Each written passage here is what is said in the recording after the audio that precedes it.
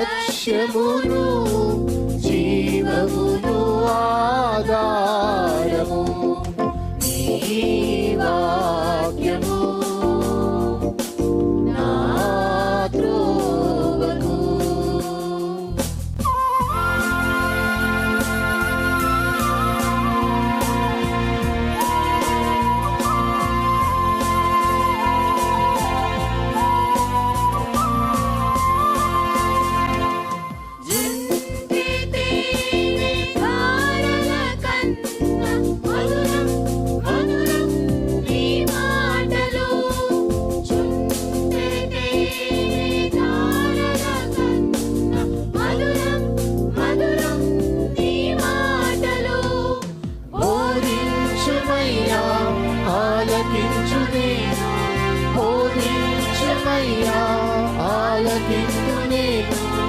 అనుసరింతునయ్యా ఆత్మశక్తితో, అనుసరింతునయ్యా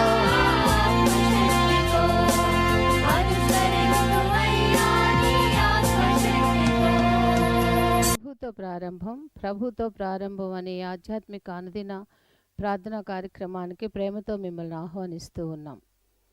మన జీవితానికి ఆదియు ఆధారమునైనటువంటి ఆ దేవుణ్ణి మొదట మరణించుకున్నట్లయితే ఆ దినమంతయు ఆయన కృపాక్షేమములే మన వెంట వచ్చును.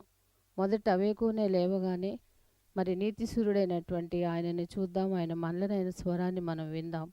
మన జీవిత కాలం అంతయు ఆయన ఆశీర్వాదములు దీవెనలు మన మీద కుమ్మరించును. యెషయి 65:24 మనం చూసినట్లయితే వారికి ఈలాగున జరుగును, వారు వేడుకొనుక మునుపు నేను ఉత్తరమిచ్చెదను, వారి మనవి చేయుచుండగా నేను ఆలకించెదను. మనవి చేయుచుండగానే ఆయన మన మనవిని ఆలకిస్తున్నాడు. కాబట్టి మరి ప్రతి దినము కూడా ఈ యొక్క అనుదిన ఆధ్యాత్మిక కార్యక్రమంలో మనం పాల్గొన్నట్లయితే మన జీవిత కాలం అంతయు కూడా ఆయన మేలులను మనం పొందుకోగలం, ఆ నిత్యరాజ్యంలో వారసులుగా మనము జీవించగలం. రండి, ప్రభుతో ప్రారంభం కార్యక్రమంలో పాల్గొనండి, ఆత్మీయ మేలులు పొందండి. దేవుడు మిమ్మల్ని దీవించు. గానము చేయుడు సుకీర్తనను యెహోవాను గురించి క్రొత్త గాను రక్తిగాను. గానము చేయుడు సుకీర్తనను యెహోవాను గురించి క్రొత్త గాను రక్తిగాను. గానము చేయుడు సుకీర్తనను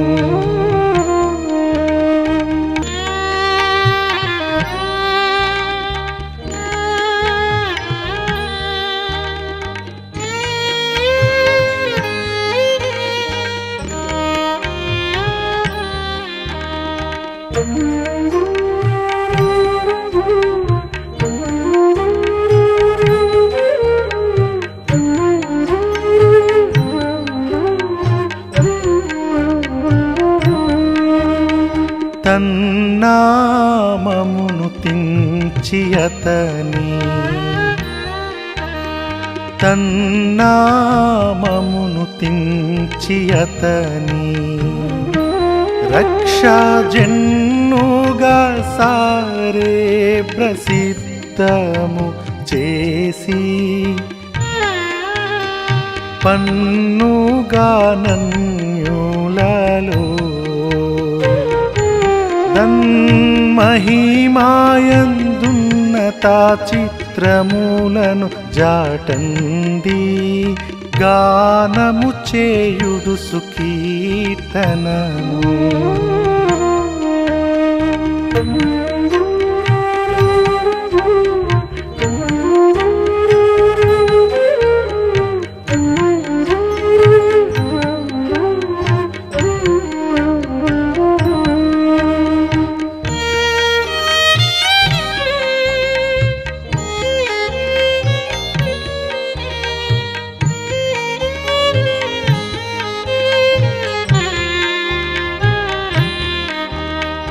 పరిశుద్ధాలంకారముతో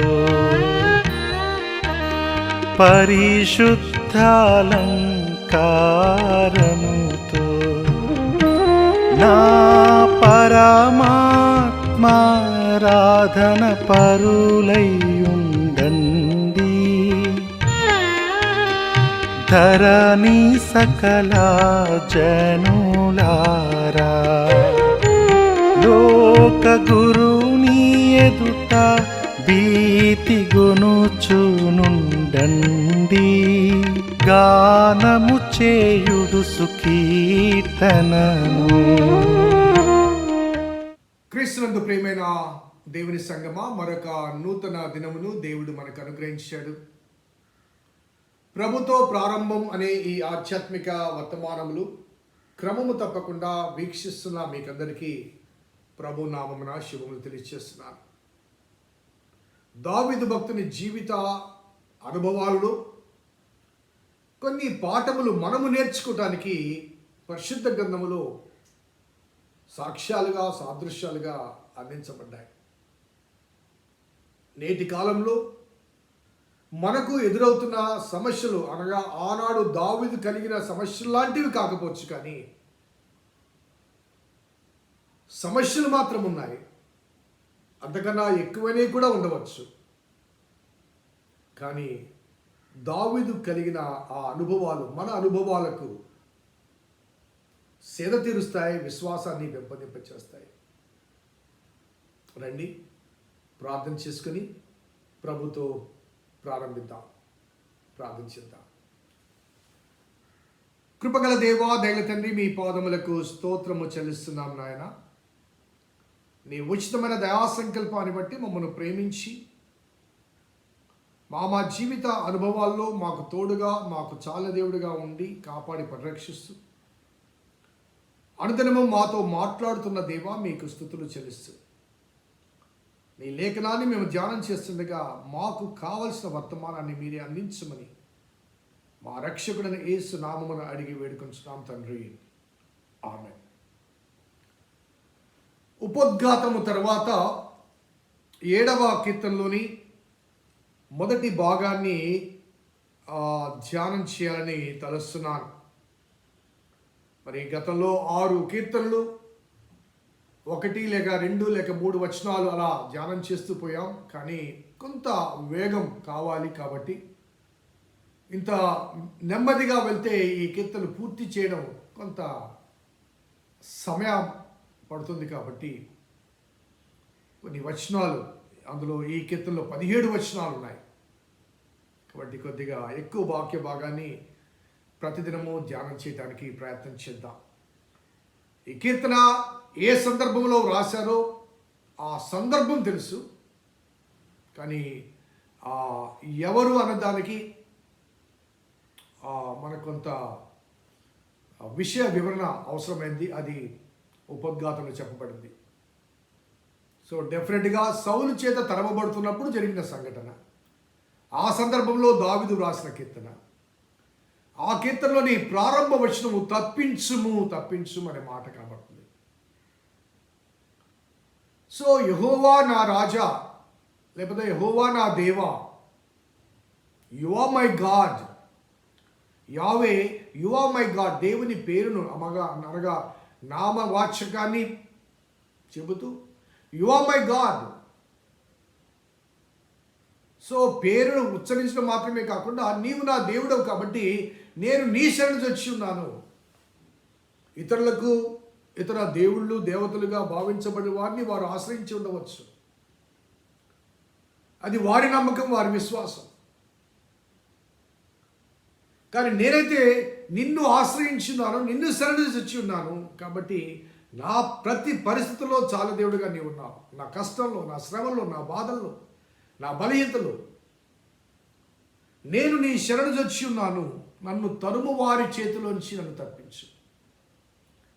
అలాగే నన్ను తప్పించు వారు ఎవరూ లేరు. నీవు మాత్రమే సింహం వలె ముక్కలుగా వారు నన్ను చీల్చివేయకుండా తప్పించు.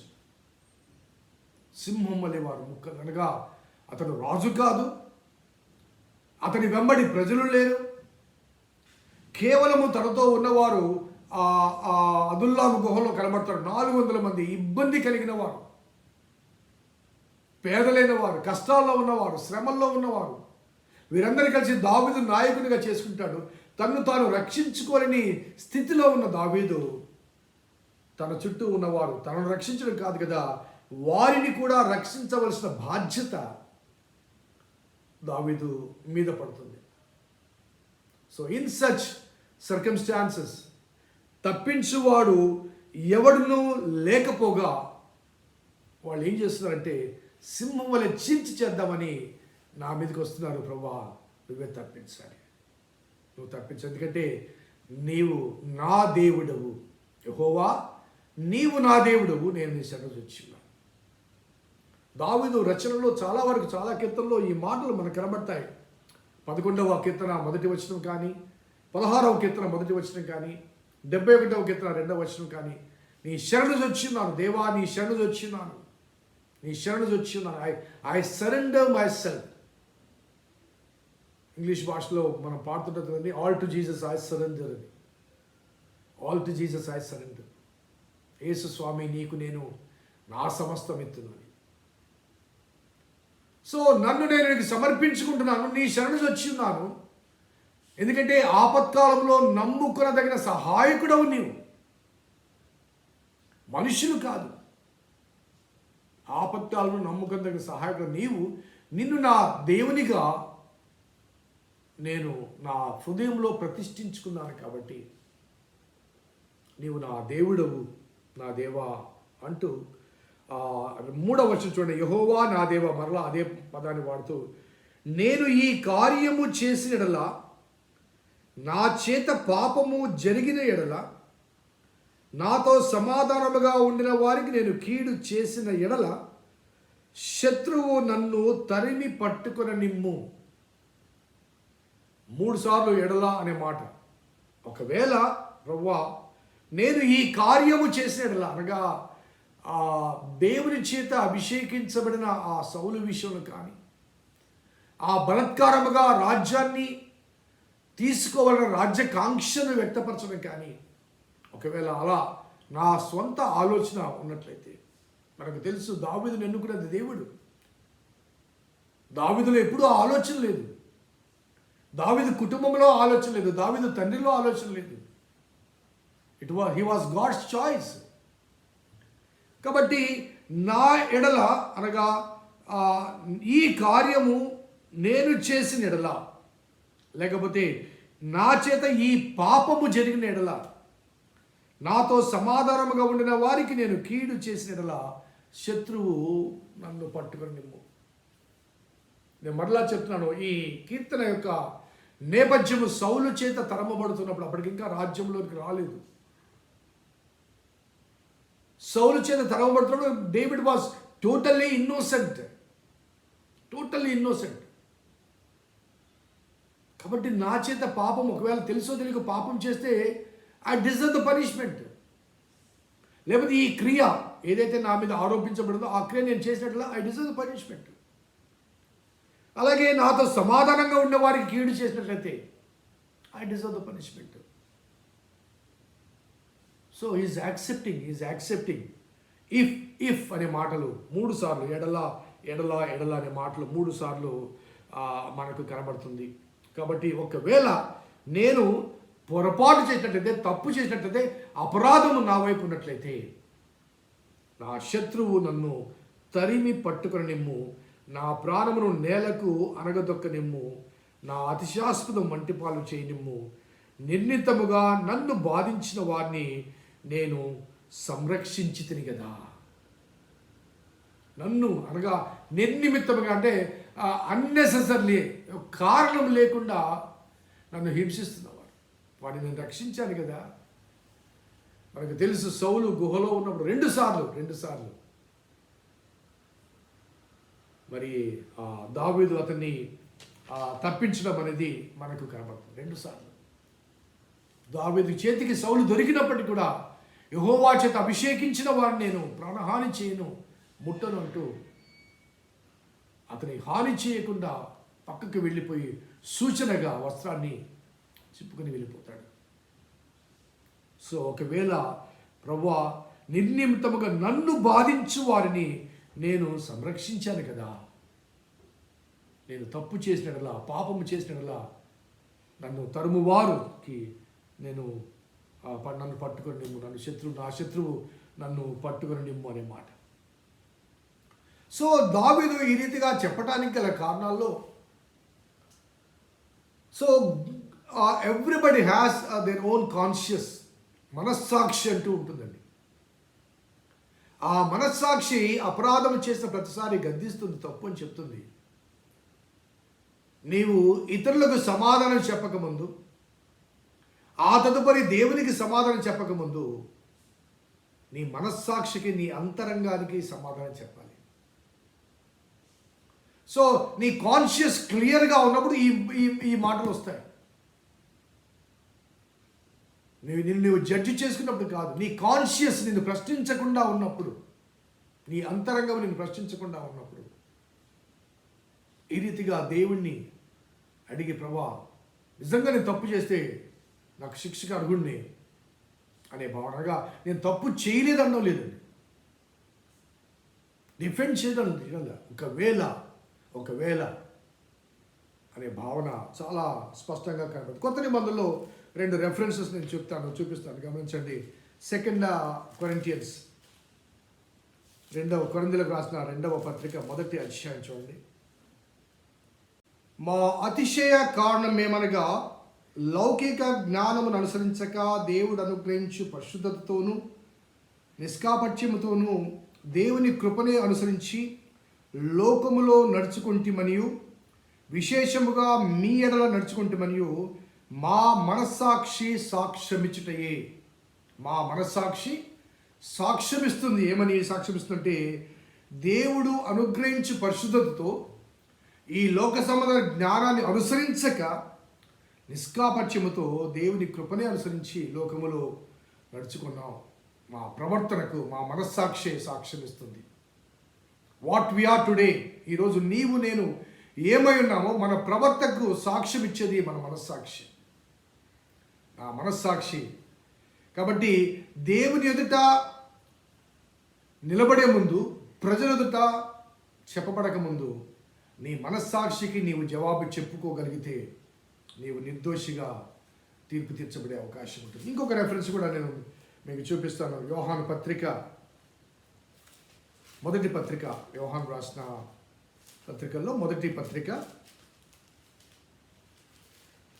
3:21 చూద్దాం. ప్రియులారా, మన హృదయము మన యందు దోషారోపణ చేయని ఎడల దేవుని ఎదుట ధైర్యము గలవారమగుదుము. మన హృదయము మన ఎదుట దోషారోపణ చేయని ఎడల. సో మొట్టమొదట నీ మీద ఆరోపణ చేసేది నీలో ఉన్న నీ మనస్సాక్షి. అందుకే మనస్సాక్షి గద్దింపు అనే మాట కూడా వాడుతుంటారు. చాలాసార్లు తప్పులు చేసినప్పుడు మనం వాడే పదజాలం కూడా మనస్సాక్షిని చంపుకొని చేశానండి అంటారు. మనస్సాక్షిని చంపుకొని ఇలా చేశాను అంటే, అనగా చేసే దుష్క్రియ చేయటానికి గల కారణం అంటే మనస్సాక్షి కూడదని చెప్తుంది, కానీ ఆ మనస్సాక్షిని చంపి నేను ఆ దుష్క్రియను చేశాను. కాబట్టి కీర్తనకారుడు ఇక్కడ చాలా స్పష్టంగా, మరి నా చేత పాపము జరిగిన నాతో సమాధానంగా ఉన్న వారికి నేను కీడు చేయట్లా, శత్రువు నన్ను తరిమి పట్టుకునేము, నా ప్రాణము నేలకు అనగదొక్కనిమ్ము, నా అతిశాస్పదము మంటిపాలు చేయనిమ్ము, నిర్నిమిత్తముగా నన్ను బాధించిన వారిని నేను సంరక్షించి తిని కదా. నిర్నిమిత్తముగా నన్ను బాధించిన వారిని. 3 విషయాలు ఒక భక్తుడు మాట్లాడుతూ, ఈ సందర్భాన్ని గురించి 3 విషయాలు మాట్లాడుతూ, doing good against the evil అంటాడు. అనగా మనకు కీడు చేసిన వారికి ప్రతి కీడు చేయకుండా మేలు చేయాలి అంటాడు. యేసుప్రభు వారి బోధలు కూడా కొత్త నిబంధనలో అంటాడు, నీవు దుష్టుని గురించి ప్రార్థన చేయంటాడు. కీడుకు ప్రతి కీడు చేయకుండా దుష్టుని ప్రేమించమంటాడు, దుష్టుని గురించి ప్రార్థన చేయమంటాడు, శత్రువును ప్రేమించమంటాడు. శత్రువు ఆకలి కొని ఉంటే పిలిచి ఆహారం పెట్టమంటాడు. So there are 3 things. ఏంటంటే మేలుకు ప్రతిగా కీడు చేయడం అనేది మానవ సహజం, మానవ నైజం. సహజం కాదు, మానవ నైజం. ఈరోజు మేలు పొందుతాం, ఇమ్మీడియట్గా మర్చిపోతాం. మనకు అవకాశం కలిగినప్పుడు ఆ వ్యక్తికి కీడు చేసిన అనుభవాలు, అది హ్యూమన్ కన్సిడరేషన్లో చాలాసార్లు కనబడడానికి హ్యూమన్ కరప్షన్ అనే మాట, మానవ నైజం. హ్యూమన్ కరప్షన్ ఏంటంటే మేలు పొందుతాం కానీ మన నుంచి కీడు బయటికి వస్తుంది. అలాగే మేలుకు తిరిగి మేలు చేస్తాం, మేలు చేసిన వారికి తిరిగి మేలు చేస్తాం. అది సివిల్ రిట్రిబ్యూషన్ అంటాం. సివిల్ రిట్రిబ్యూషన్ అనగా సామాజిక దర్శనం, లేకపోతే సామాజిక దృక్పథం. మేలుకు కీడు చేయడం మానవ స్వభావం, మేలుకు మేలు చేయడం సమాజ స్వభావం. అలాగే మరి కీడుకు ప్రతిగా మేలు చేయడం అనేది మరి క్రిస్టియన్ పర్ఫెక్షన్ అంటాడు. Christian perfection. మొదటిది హ్యూమన్ కరప్షన్, మేలుకు కీడు చేయడం. మేలుకు మేలు చేయడం సివిల్ రెట్రిబ్యూషన్. కానీ కీడుకు ప్రతిగా మేలు చేయడం అనేది అది క్రిస్టియన్ పర్ఫెక్షన్. క్రీస్తులో మనము ఆ పరిపూర్ణతలో కలిగినప్పుడు మనకి ఎవరు కీడు చేసినా కానీ వారికి ప్రతిగా అవకాశం వచ్చినప్పుడు మేలు చేయటానికి ప్రయత్నం చేస్తాం. అందుకే శత్రువు ఆకలి కొని ఉంటే పిలిచి భోజనం పెట్టమంటాడు. సో సృష్టి ధర్మం ఏంటంటే కీడుకు ప్రతిగా కీడు చేయడం, మేలుకు ప్రతిగా కీడు చేయడం. కానీ దైవిక ధర్మం ఏంటంటే ఒకవేళ శత్రువు నీకు కీడు చేసినా కానీ అతనికి నీవు మేలు చేయాలి. సో దావీదు మరి ఆ సౌలు దొరికినప్పుడు సౌలు విషయంలో ఎలా ప్రవర్తించాడో మనకు బాగా తెలుసు. ఈ అనుభవాల మధ్య మరొకసారి జ్ఞాపకం చేసుకుందాం.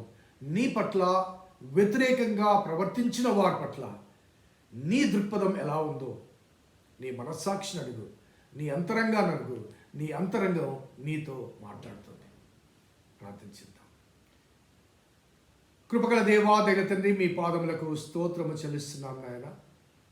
నీ ఉచితమైన దయా సంకల్పాన్ని బట్టి మమ్మల్ని ప్రేమించి మీరు అనుగ్రహిస్తున్న ఈ శుభ వర్తమానములు బట్టి స్తుతులు చెల్లిస్తూ, ఆనాడు దావీదు తన అంతరంగముతో తన జీవితాన్ని పరిశోధించుకుని చెప్పిన సాక్ష్యాన్ని జ్ఞాపకం చేసుకుంటూ మేము కూడా ప్రభా మా అంతరంగాన్ని ప్రశ్నించుకోవాలి. ఎందుకంటే మమ్మల్ని మొదట పరిశోధించేది మా అంతరంగమే. కాబట్టి మా మనస్సాక్షికి మేము జవాబు చెప్పుకోగల ధైర్యం ఉంటే నీ ఎదుట కూడా ధైర్యంగా ఉండగలము. ఆ భావన, ఆ అనుభవాన్ని మా అందరికీ దయచేయమని మా రక్షకుడైన యేసు నామమున అడిగి వేడుకొంచున్నాం తండ్రి. ఆమేన్. తండ్రి, కుమార, పరిశుద్ధాత్మ త్రియేక దేవుని దీవెన ఈ వాక్యం విన్న బిడ్డలకు, వాక్యాభిలాషులకు సదాతో లేదని కాక. ఆమేన్. God bless you. దేవుడిని దీవించును గాక.